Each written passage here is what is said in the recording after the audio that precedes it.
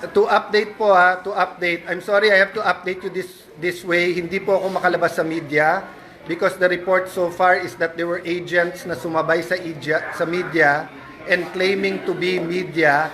So there are now more than 200 sa labas, naka-barricade yung ibang doors. But I will use this medium. Sergeant at Arms, PNP, Marines, dadating si Sec Remulla, please escort them, please allow them in.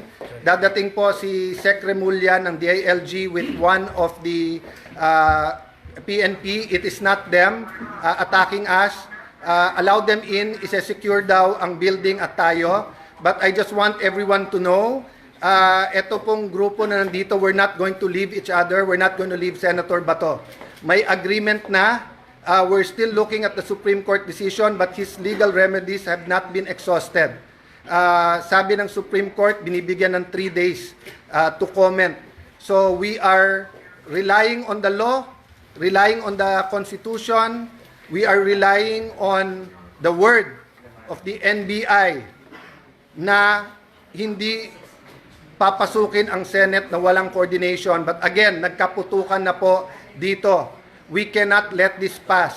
So, Osaa, I'm trying to call you.